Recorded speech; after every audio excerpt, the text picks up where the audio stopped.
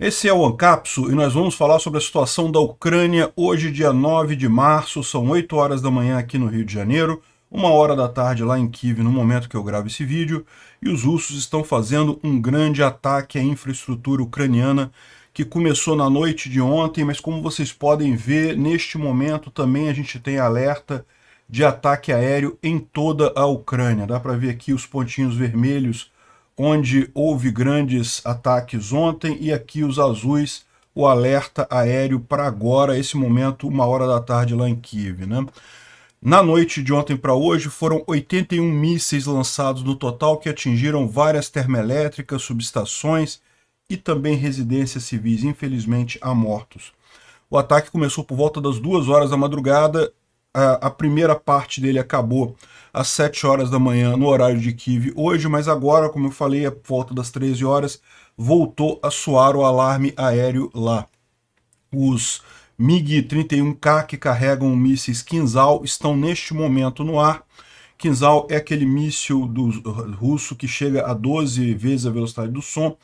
Alguns chamam de hipersônico por conta disso, mas existe uma questão técnica aí, porque teoricamente ele teria que ser manobrável nessa velocidade, mas isso importa pouco. No final das contas, é um míssil muito rápido, que os ucranianos não têm ainda sistemas de defesa que conseguem deter esse míssil no momento. Então, com isso, você pode ver aqui que houve vários locais em que houve o ataque, né, que eles conseguiram efetivamente explodir alguma coisa, causar dano, justamente porque usaram vários desses mísseis, né? E vocês sabem, isso vai mudar em breve, né? O sistema Patriot, a gente tem falado nos últimos dias, ele já está na Ucrânia, está sendo montado, ainda não está funcionando. Então ele está sendo montado, muito provavelmente é por isso que os russos estão fazendo esses ataques. Eles sabem que depois que esse sistema estiver operacional, vai ser muito mais difícil para eles fazerem esse tipo de ataque. Então estão aproveitando para fazer agora, né? Infelizmente os danos foram significativos, os vários Ra-47, que é o Kinzhal, e os Ra-22, que são muito rápidos, atingiram os alvos, né?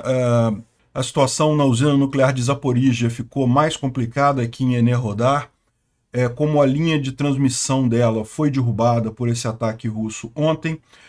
Ela teve que ser desligada, e você sabe, a usina nuclear, quando ela é desligada, ela precisa ter energia elétrica para manter os sistemas de segurança. Então isso é uma coisa complicada, os geradores de emergência foram ligados, mas tem um prazo agora para eles conseguirem retomar a linha para poder ligar novamente a usina. É arriscado o que está acontecendo em Enerhodar. A 150ª Brigada de Fuzileiros Navais Russos foi retirada do fronte completamente ontem. A gente já tinha falado sobre isso, eles tiveram enormes perdas ali na região de Vuhledar. Já é a terceira batalha que essa unidade, que é uma unidade, era considerada uma das unidades de elite das tropas russas, essa unidade foi totalmente dizimada, então foi retirada para a retaguarda. É lógico, ela vai receber reforços, vai ser reconstruída, pode até voltar para essa guerra mais adiante, mas por hora acabou a 155. No lugar dela veio a 136, a 136ª Brigada Marinha, né? E já está reclamando de falta de munição. Será que o problema de munição é um problema de todo o exército russo? E, bom, os protestos na Geórgia aconteceram pelo segundo dia. As pessoas estão ocupando várias praças, vários locais lá na cidade, e até já tivemos alguns policiais aderindo à manifestação e muitos russos fugindo do país. Está parecendo muito com a revolução na Ucrânia, né, da Praça Maidan, em 2014. O partido do governo lá na Geórgia, que tinha proposto aquela lei de estrangeiros e coisa e tal, que é uma lei absurda, retiraram a lei, né? Diz que acabou a lei e não vai ser aprovada no Congresso. A grande questão que está todo mundo se perguntando é, isso vai ser suficiente agora, né? Esse é o problema de provocar a população por muito tempo. Os políticos adoram provocar a população. Mas você provoca, em determinado momento a situação fica tão crítica que aí não adianta só você voltar atrás, já não é suficiente para conter a população, né? Vamos falar sobre esses e outros assuntos em detalhes. Essas notícias foram sugeridas por várias outras pessoas e mais um monte de gente. O Abadubadum, Tutti Frutti Onlu e várias outras pessoas. Obrigado aí ao pessoal que sugeriu a notícia. Obrigado a você que está assistindo o nosso vídeo. Se você gosta do nosso conteúdo, por favor, deixe o seu like e se inscreva aqui no canal, né? Bom, como a gente pode ver, os MiG-31 Kinzhal levantaram voo agora há pouco lá do campo de voo lá em Belarus, né? Então, neste momento, toda a Ucrânia está em alarme de ataque aéreo. Isso deve estar sendo bastante cansativo para o pessoal, porque para pensar, né? Na verdade, a Ucrânia ficou praticamente a madrugada inteira de alarme de ataque aéreo ativo. Então, as pessoas tiveram que procurar abrigo, tiveram que sair de suas casas, procurar abrigo, e agora, novamente, isso certamente está causando problemas para muita gente lá na Ucrânia, né? E é o tipo da coisa cruel, porque justamente isso afeta a população civil, né? Os militares em si, a linha de frente, isso não faz quase que diferença nenhuma, mas é bastante cruel com os civis, esse tipo de coisa, né?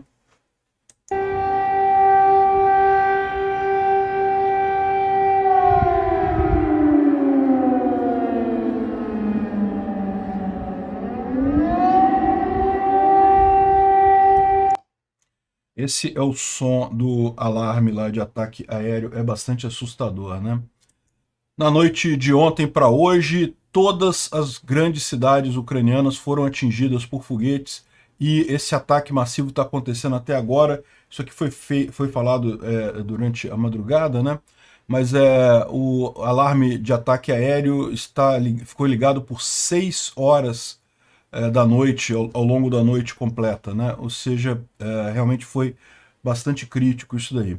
Bom, a gente já tem um apanhado aqui, uma totalização feita pelo Ministério da Defesa ucraniano sobre o ataque durante a noite, tá? Esse novo alarme que está soando agora, a gente não tem informações ainda, mas durante a noite foram 81 mísseis, então foi bastante significativo em termos de números, né? Embora não tenha sido o maior ataque feito dessa forma pela Rússia na Ucrânia. Já houve ondas de ataques de mais de 100 mísseis lá em dezembro, novembro. Agora, o que mudou nesse ataque particular foi o enorme uso de Ra-22 e do Kinzhal, do Ra-47, né? Então, eles estão falando aqui que foram 28 Ra-101 e 555, 20 calibre. Desses aqui, os ucranianos derrubaram 71%. Derrubaram metade dos drones. Teve 8 drones Shahid também, né? Também um número relativamente pequeno em relação ao que a gente costumava ver nos ataques russos anteriores. Agora, o grande problema foi justamente esse. Esses 6 Ra-22 e os 6 Ra-47, que é o Kinzhal, a Ucrânia não tem neste momento ainda um sistema de defesa antiaéreo capaz de derrubar esses mísseis devido à velocidade deles. Esse também os 13 S-300. Então teve um total aí de quase 24, 25 mísseis que a Ucrânia não teve como parar e atingiram seus alvos, né? Teve também 2 Ra-31P e 6 Ra-59 que foram todos destruídos pela Ucrânia. Então o problema realmente foram os Ra-22, os Ra-47 e os S-300 que causaram realmente os danos. Aqui está o Ministério da Defesa ucraniano falando sobre o porta-voz da Força Aérea ucraniano, falando justamente sobre o uso dos mísseis Kinzhal. Foi a primeira vez que eles usaram esses mísseis, e é um míssil que pode atingir 2.000 quilômetros e chega a velocidade Mach 12, né, que é 12 vezes a velocidade do som. E como a gente mencionou, se você classificar exclusivamente pela velocidade, evidentemente que é um míssil hipersônico, né? Qualquer coisa acima de 12 Mach já é hipersônico. Agora, algumas pessoas dizem que normalmente se reserva esse tipo de míssil hipersônico, como a China tem, os Estados Unidos está testando agora também, justamente para armas que têm capacidade de manobra nessa velocidade, né? Não é o caso do míssil russo. O míssil russo ele é muito veloz, mas ele basicamente não tem como se desviar, não tem como seguir padrão de desvio e coisa e tal. Então, mas não deixa de ser bastante crítico para a Ucrânia, sem dúvida alguma.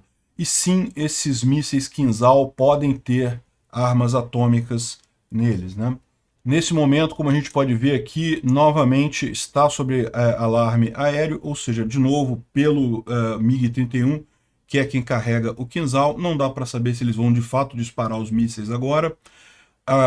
Antes desse ataque de ontem, os mísseis Kinzhal nunca tinham sido usados. Então o que acontecia Sempre que o avião levantava voo, havia o alarme antiaéreo na Ucrânia, mas era treinamento, não tinha nada. Dessa vez, durante a madrugada, teve o uso real desse míssil.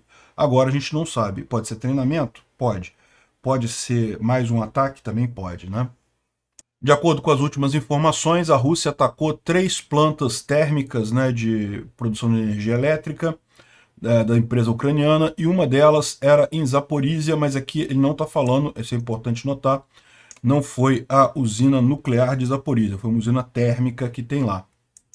Em todos esses casos, causou danos sérios, né? Ou seja, essas usinas podem ter sido tiradas realmente de funcionamento. Além disso, atingiram subestações, linhas de transmissão e mais um monte de coisa. Aqui está a visão da explosão lá em Kiev. Uma das termoelétricas foi lá em Kiev, então dá para ver aqui uma nuvem de fumaça enorme, né? A cidade sem luz.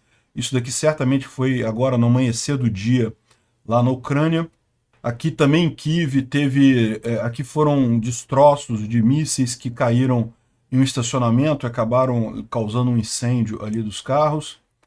Esse outro lugar que sofreu ataque aqui foi próximo a Lviv e acabou tendo mortes aqui. Houve 4 pessoas mortas. Isso aqui atingiu uma área residencial, ou seja, mais um absurdo aí russo, né? Mais um crime de guerra russo. Aqui, um absurdo completo isso daí.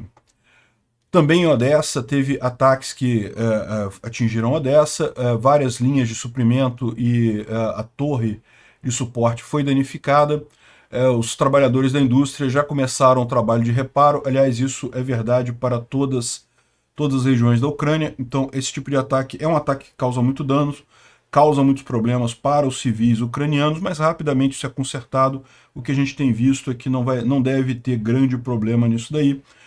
Os últimos ataques que aconteceram já haviam acontecido há um tempo atrás, e desde então a Ucrânia já tinha restabelecido boa parte da sua rede energética, né? Lógico, várias cidades ficaram sem luz durante a noite, na manhã de hoje, mas parece que a maior parte já voltou a ter luz neste momento. Porém, é lógico, ainda vai ter um lugar ou outro faltando energia elétrica até isso se normalizar, principalmente com esse possível novo ataque agora, né? Aqui tem um gráfico da conectividade de internet na Ucrânia. E aí dá para ver que realmente ela vinha aqui perto de 100%.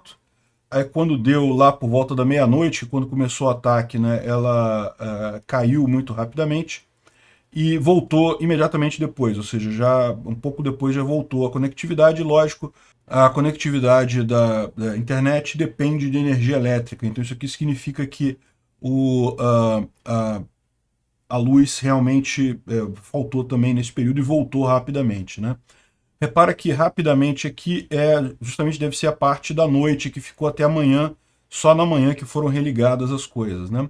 E você pode estranhar, pô, se o ataque aconteceu às 2 horas da manhã, por que começou a cair a luz por volta da meia-noite, né? E aquilo que eu falo para vocês, a Ucrânia desliga preemptivamente, desliga antes do ataque a energia elétrica para causar menos danos quando houver o ataque, né? Então provavelmente eles sabiam que já haveria o ataque, já estava com alarme antiaéreo, já estava com os mísseis no ar, aí eles já desligaram a energia elétrica para evitar maiores ataques, né?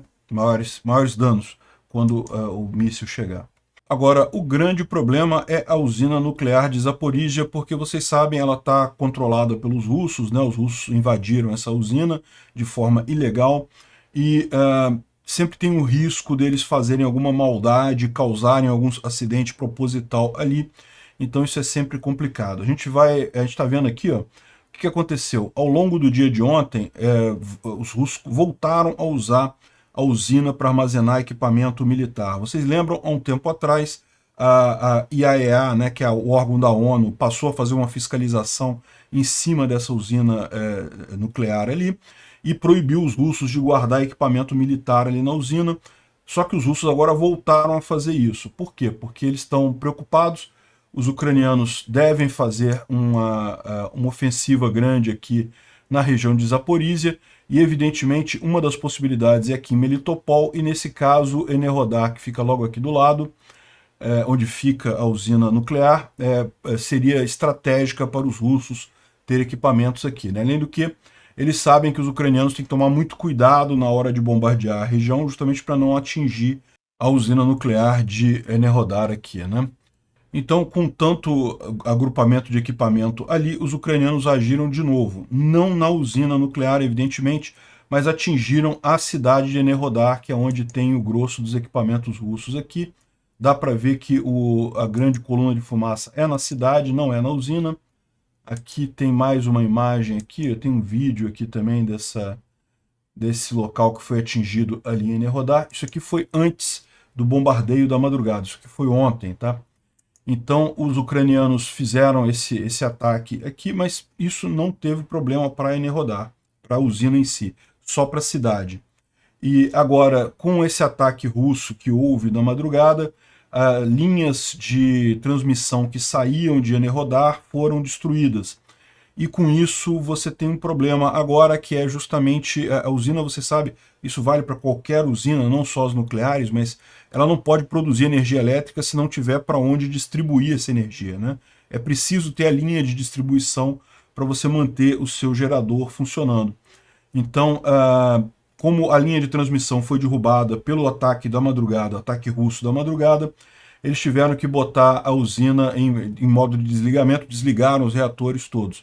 E por que isso é preocupante? Isso é preocupante porque uma usina nuclear ela precisa de energia elétrica para manter os sistemas de segurança lá, manter o fluxo de água, resfriamento do núcleo do reator, né? Porque o material nuclear ele continua aquecendo ali, ele continua gerando reações, né?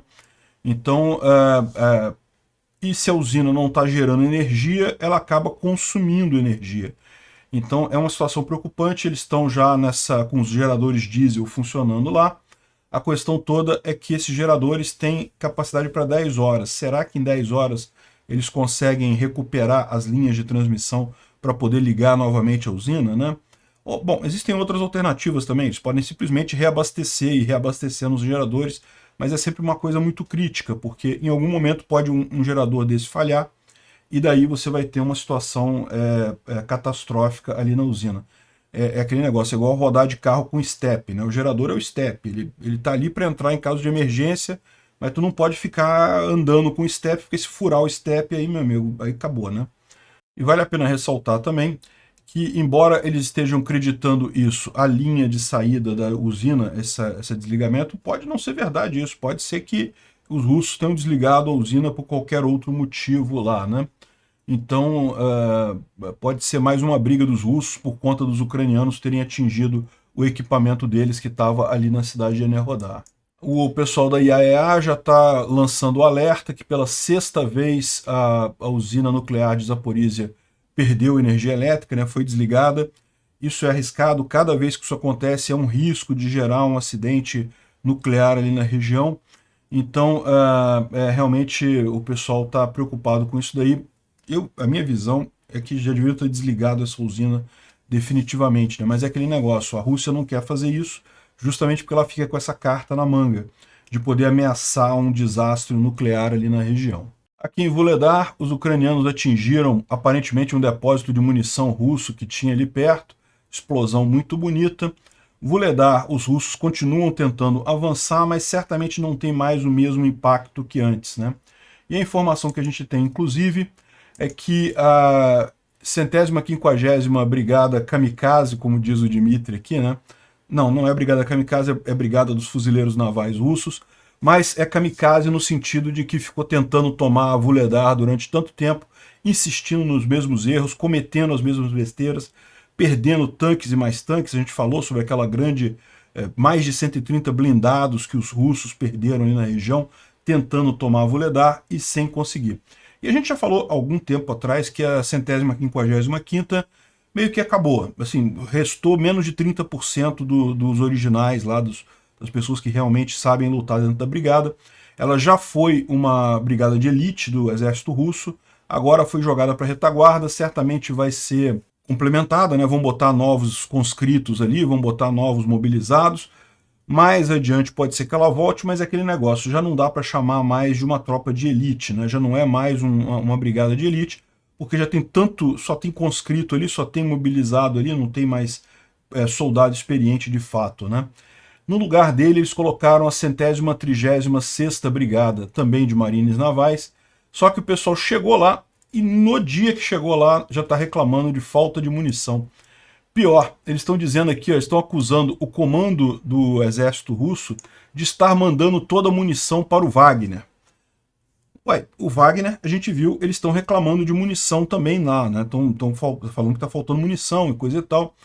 Daí a gente fica com esse negócio, né? Por que estão... Que história é essa? Estão mandando munição demais para o Wagner ou estão mandando munição de menos para o Wagner?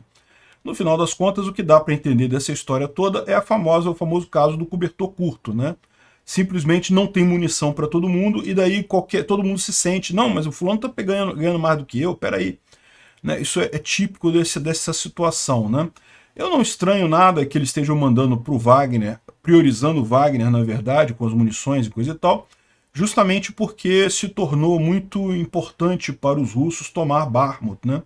Então eles estão investindo tudo ali, e a verdade é que lá eles têm conseguido algum sucesso, né? Ultimamente está meio parado a linha de frente ali, mas eles conseguiram avançar bastante lá. Então faria sentido eles focarem em terminar essa batalha de Bakhmut, em capturar a cidade, antes de, por exemplo, abrir uma nova batalha em Vuhledar. Mas a gente nunca sabe, né? Esse pessoal russo aí. Essa aqui é novamente a O0506, aquela estrada que é uma das estradas que permite o acesso a Bakhmut. Então dá para ver que ela está bastante destruída. Isso aqui, em tese, não é uma estrada de chão, é uma estrada asfaltada, né? Mas está bem ruim. E você dá para ver que os ucranianos botaram uma ponte temporária aqui na região.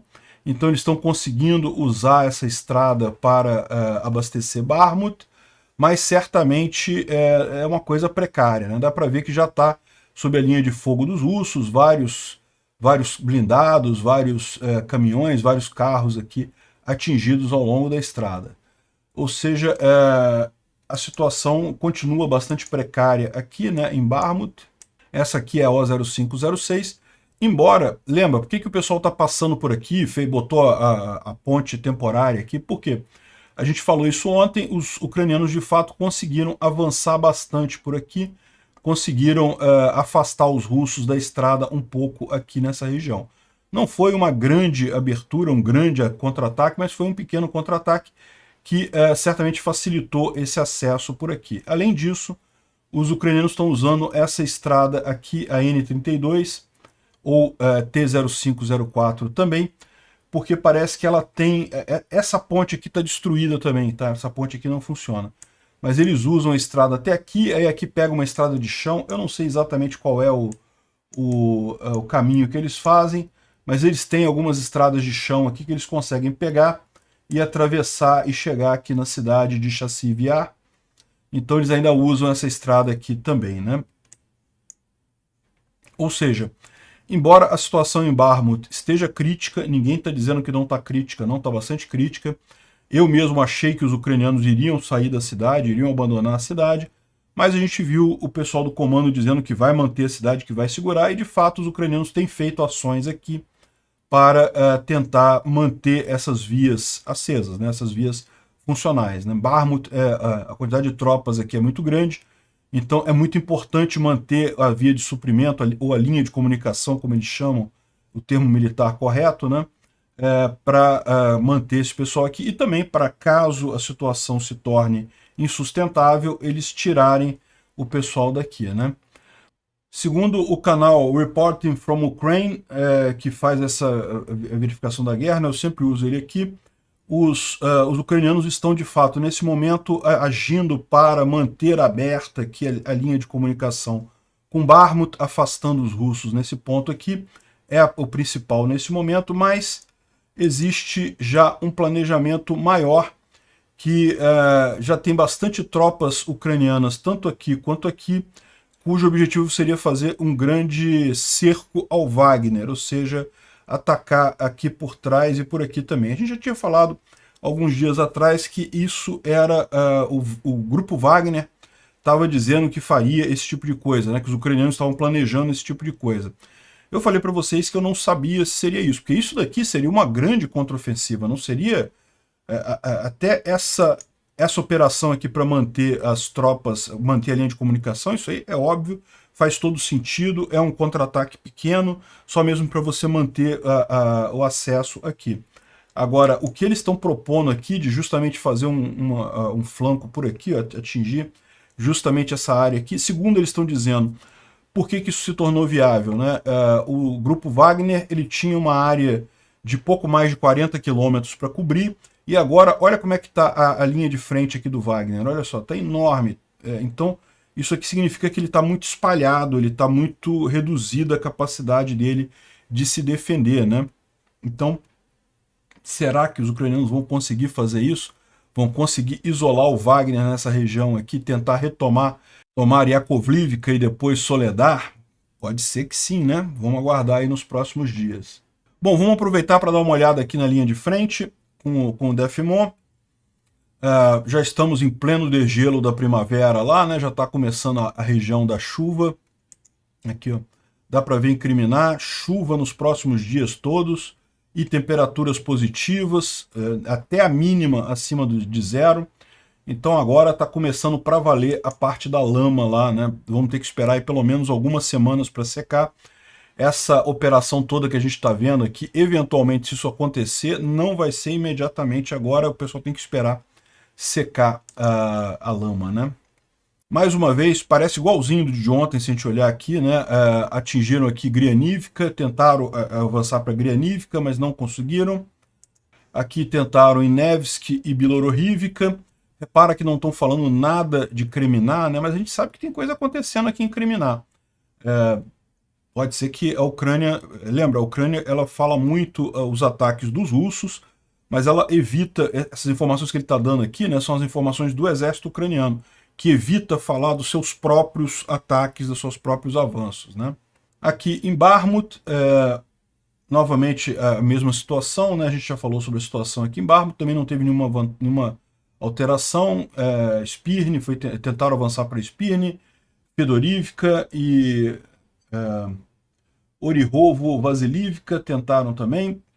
Enfim, Bakhmut está na mesma situação. Agora, tem uma coisa importante aqui em Bakhmut. Houve algum avanço russo aqui no sul, tá? Os russos conseguiram chegar aqui pertinho do avião. Tá vendo o avião? A gente falou que o avião, embora tenham dito que ele havia sido demolido, parece que não foi demolido. E os russos estão agora aqui bem perto aqui da região do avião. Eles conseguiram algum avanço dentro da cidade, né? Tomar a parte leste da cidade até o rio Bakhmutka, a gente já tinha falado sobre isso, eles já tinham feito, realmente os ucranianos abandonaram a parte leste da cidade, mas a parte central, que fica no oeste, continua com os ucranianos.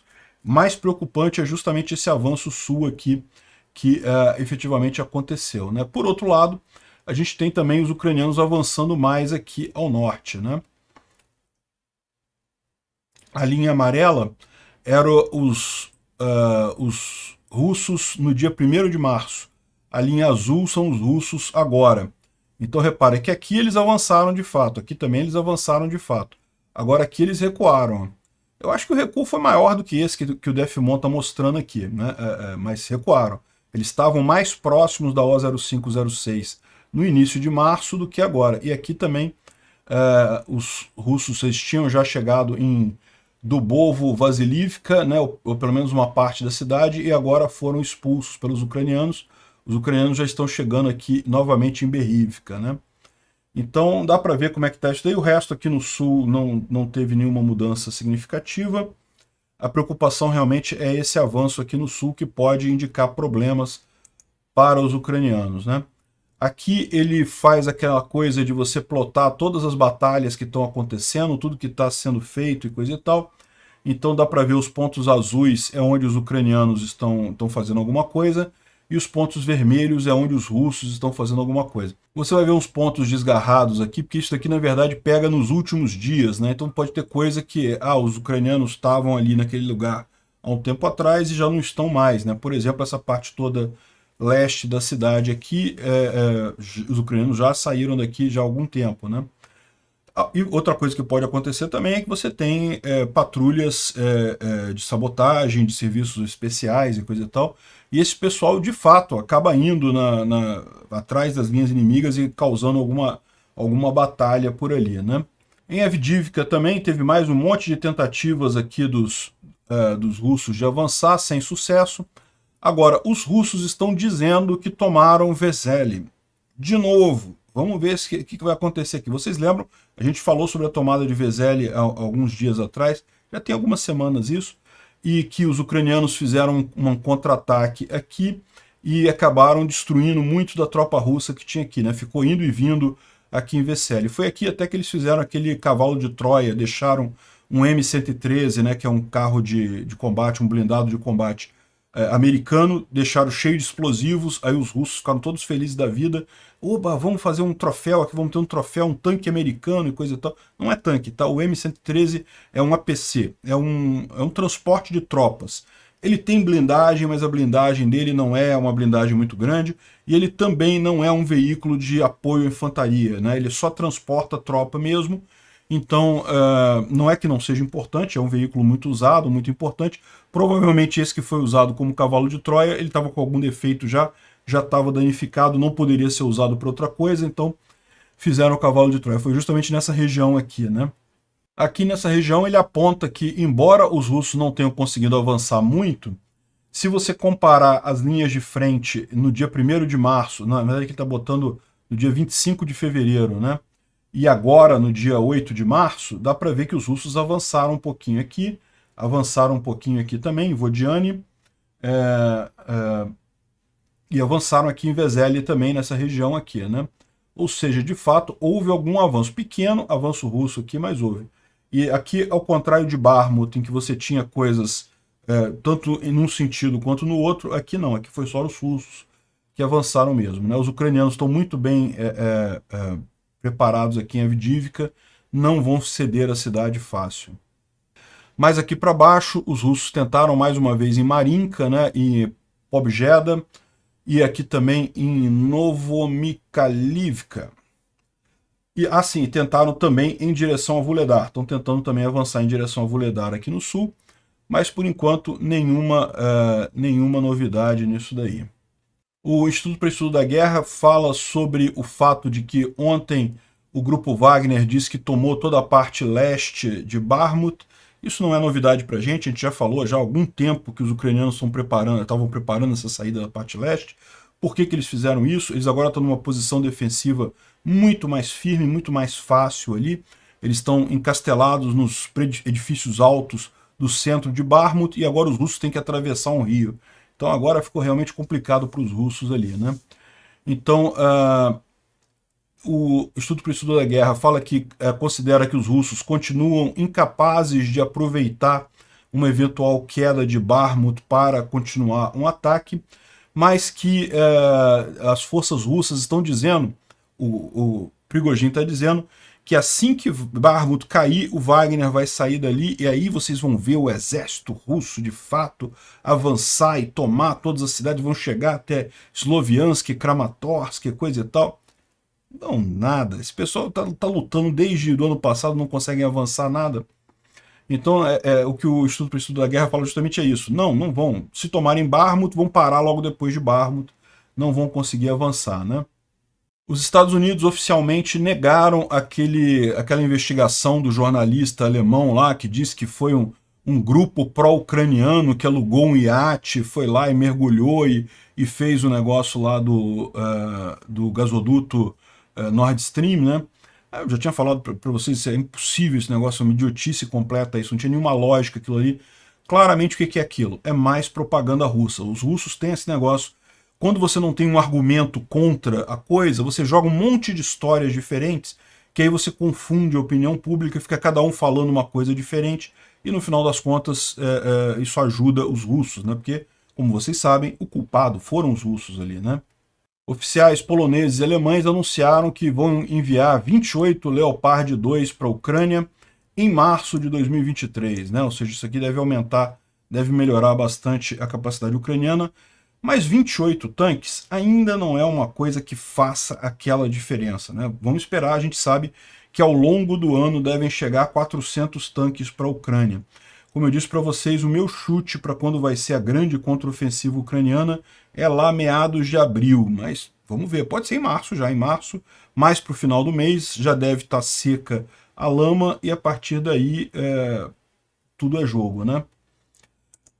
Tá aqui, ó. Na verdade, a Polônia já transferiu mais 10 Leopard 2 para a Ucrânia, ou seja, já tem 14 tanques Leopard 2 na Ucrânia. Neste momento, eles não estão na linha de frente, esses tanques. Eles estão na retaguarda, justamente para treinar mais soldados ucranianos, né? A coisa toda começou com um grupo de soldados ucranianos que foi à Alemanha para ser treinado no Leopard. Agora eles já estão na Ucrânia, já tem o Leopard, que eles estão fazendo agora, treinando outros soldados ucranianos, os próprios ucranianos treinando os outros ucranianos para operar o tanque, né? E enquanto isso aguardando a chegada do número mais expressivo, né? E além disso, 18 tanques alemães e mais 3 portugueses chegarão na Ucrânia pelo final de março, mais ou menos. Então, além desses 10 tanques da Polônia que já estão lá na Ucrânia. Então, ou seja, devagarzinho estão chegando os tanques, estão chegando os blindados, já tem muito do equipamento que foi prometido chegando na Ucrânia. Por hora, nada está sendo usado ainda, mas podem esperar que vai ficar divertido, né? E, de novo, começou a ter a conversa sobre os MiG-29 que poderiam ser cedidos pela Polônia e pela Eslováquia para a Ucrânia. Esse assunto já está correndo há um tempão, né? Vamos ver se vai para frente dessa vez, né? A gente espera que realmente, eu acho que seria realmente uma coisa muito importante para a Ucrânia ter aviões para a contraofensiva. E a vantagem dos MiG-29 é que são aviões que os ucranianos já sabem pilotar, já têm familiaridade, então, em tese, já poderiam ser usados imediatamente, né? Bom, aqueles vídeos que a gente tem mostrado dos russos desanimados, dizendo que estão sendo usados como bucha de canhão, surgiram vários ao longo dos últimos dias, né? Viraram até notícia aqui na mídia, falando sobre os vários vídeos dos russos reclamando que foram enviados como bucha de canhão para a Ucrânia e coisa e tal. É aquele negócio, né? A questão da moral russa realmente, como sempre, muito aquém do esperado. Vocês lembram do caso do Timofey Chadura, né, que foi aquele rapaz que foi fuzilado pelos russos ao dizer eslava Ucraína, coisa e tal, um vídeo muito chocante. E agora o líder do grupo Russisch, que é mais um exército privado russo, né? O Wagner é o grande exército privado lá na Rússia, mas tem vários outros, né? Esse Russisch é abertamente nazista e coisa e tal. E daí ele está dizendo aqui que não, tem que fazer isso mesmo, tem que ser... Nossos militares têm que ser tão brutais quanto eles podem, e cada vez mais, isso é normal. Para derrotar o inimigo, você precisa matar o inimigo. Ou seja, ele está falando isso daí. E aí ele ainda diz que é importante porque isso dá uma mensagem para o povo da região, porque senão o pessoal fica dedurando a posição dos russos e coisa e tal, então tem que ser cruel mesmo, para você ver o tipo de mentalidade do pessoal russo, né? E aqui está a Jovem Pan agarrada no saco do Putin, fazendo manchete favorável à Rússia. Queda de Bakhmut está próxima e deve abrir caminho à Rússia para o leste da Ucrânia. E olha só que coisa, falando que não, porque agora vai, está praticamente repetindo o discurso do Prigozhin. Vamos derrubar Bakhmut, depois vamos tomar Sloviansk, Kramatorsk, coisa e tal. E não vão. O pessoal da Veja está iludido por propagandista russo. Pode ser que Bakhmut caia? Pode ser, a gente já falou, Bakhmut não é uma cidade estratégica, não é importante, e dependendo da situação, os ucranianos podem achar melhor realmente abandonar a cidade para estabelecer defesas mais consolidadas mais adiante, né? Agora, que isso daí vai abrir o caminho para o leste da Ucrânia? Não vai. É muito pouco provável que os russos consigam chegar a Kramatorsk e Sloviansk. O que me deixa chateado nesse tipo de coisa é que isso daqui serve para o pessoal que tá torcendo pela Rússia. Não tem gente que está torcendo pela Rússia. Eu não entendo isso, mas aparentemente tem aqui no Brasil. Bom, vamos falar um pouquinho sobre a Geórgia, né? Porque na Geórgia, vocês sabem, está tendo uma grande quantidade de protestos, a gente falou sobre isso ontem, e muita gente está comparando isso daqui com a revolução da Praça Maidan lá na Ucrânia, né? Uma situação muito similar, milhares de pessoas nas ruas, a polícia atacando com violência, muito gás lacrimogênio, muita bala de borracha, muita coisa assim. A população não sai da rua e já está acontecendo lá de alguns guardas aderirem à manifestação, né? Isso foi o que fez toda a diferença no caso da Praça Maidan. Por que o Yanukovych acabou, no final das contas, fugindo? Porque em determinado momento a polícia de Kiev inteira disse que estava gripada. Então todo mundo gripado. E aí ninguém foi trabalhar na segurança. E aí, como é que o cara ia ficar ali, né? Não tinha como. Aí o Yanukovych fugiu de Kiev e foi um momento em que foi declarada a vacância lá do cargo de presidente, coisa e tal. Então, eu não sei não, mas a gente pode estar perto desse momento aqui na Geórgia, né? Sendo que o partido Sonho Georgiano, que é o partido do governo, quer dizer, o presidente é pró-Europa. Esse Sonho Georgiano é pró-Rússia, é o partido que tem mais cadeiras no parlamento de lá, e ele que tinha proposto essa lei dos agentes estrangeiros, que é a lei que causou toda essa movimentação aqui, né? Agora eles estão retirando a lei, ou seja, tiraram a lei, não vai ter mais a lei, coisa e tal. Os manifestantes ganharam, né? Mas a história não é bem essa, não. Primeiro que eu espero que eles não parem agora, porque, na verdade, tipicamente isso acontece nesse tipo de protesto, né? Uma vez que começa o protesto por uma coisa, lembra, lá na Ucrânia, o Euromaidan começou por conta do Yanukovych assinar um contrato de cooperação com a Rússia. Não mudou muita coisa, mas foi aquela gota d'água que aconteceu, e aí, meu amigo, depois você não segura mais a população. Ele voltou atrás nesse decreto que ele tinha assinado, o Yanukovych, voltou atrás. Só que aí não dava mais, aí a população só parou quando o cara já estava fora da Ucrânia. É possível que aconteça a mesma coisa aqui, né? Vamos torcer para isso. Além disso, tem muita gente aqui respondendo esse post do Noel, dizendo que, não, é mentira deles, é impossível retirar essa lei, uma vez que já teve a primeira audiência, já teve a primeira votação. Ela tem que ter a segunda votação, o segundo turno de votação. Deve ser como passagem de PEC aqui no Brasil, tem que votar em 2 turnos, e o Georgian Dream tá mentindo, né, para tentar enfraquecer os protestos e coisa e tal. Enfim, o pessoal lá na Geórgia está preocupado com isso. Engarrafamentos enormes na saída para a Rússia. Muito russo que estava na Geórgia está preocupado e está fugindo para a Rússia de novo, porque, evidentemente, a gente sabe que, no fim das contas, isso daí é uma briga da Geórgia com a Rússia. No final das contas, expulsar essa influência russa indevida nos assuntos lá da Geórgia. Aqui, ó, o engarrafamento na região do checkpoint de Lar Superior, né? É um checkpoint entre a Geórgia e a Rússia. Aqui, ó, filas intermináveis de pessoas saindo da Geórgia para ir para a Rússia, tudo engarrafado por aqui, ó. O curioso disso daqui é que é um movimento inverso. Isso daqui foi no dia 23 de setembro do ano passado, quando os russos começaram a fazer a mobilização, e daí um monte de russo fugiu da Rússia para a Geórgia. Agora, uma parte desse pessoal está voltando para a Rússia, para você ver como é que eles estão com medo do que está acontecendo na Geórgia, né? Estão aceitando voltar, mesmo com o risco de serem mobilizados por lá.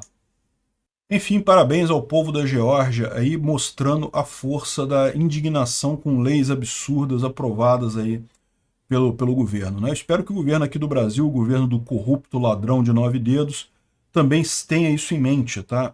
Ficar fazendo lei a qualquer coisa, a qualquer conto, tudo bem, pode ser que uma passe, 2 passem, que o pessoal abaixe a cabeça e deixe para lá, mas uma hora a população explode em revolta. Tomem cuidado com isso.